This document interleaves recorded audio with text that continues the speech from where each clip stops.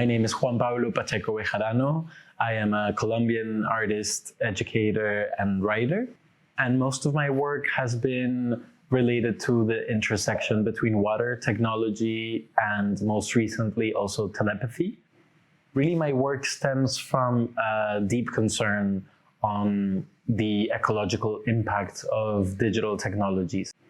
It is very urgent to understand water as a planetary space because water bodies are increasingly being polluted on the one hand, and on the other hand, climate change is clearly changing the state of planetary waters.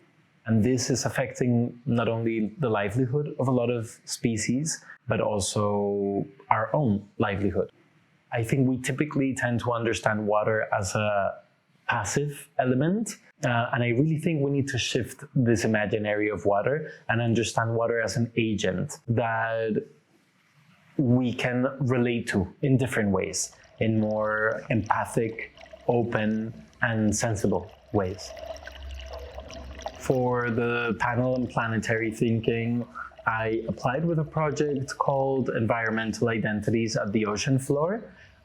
So this project really tries to address what are the flows of energy and the forms of life that thrive in the ocean floor, and how do they inform our identities as terrestrial beings. This research, it's a little strange to do it from Gießen because Gießen is a coastless city. We don't have access to the ocean here. So what I'll be developing as part of my fellowship will be a wet workshop that will last 3 days, that proposes a set of exercises to relate differently to the bodies of water around and within us. So we will visit the river, some lakes, a pool, and this aquarium where we are now. And we will do out loud readings while we are in these spaces, sometimes swimming on them, sometimes floating, sometimes just walking or being around them. And then we will also experiment with hydrophones.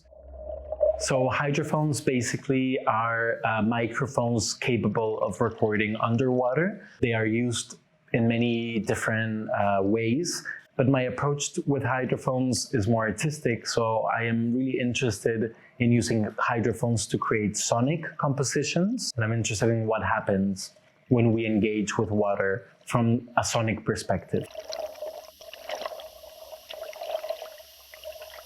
What planetary thinking implies is the recognition that intelligence is more than human, that intelligence also belongs to other species and to other elements in the material world, even inorganic elements. And this recognition of intelligence as a more than human trait, I think allows us to understand, one, the interconnection between all forms of life and forms of matter, but it also raises the question of how we want to interact with these very complex systems.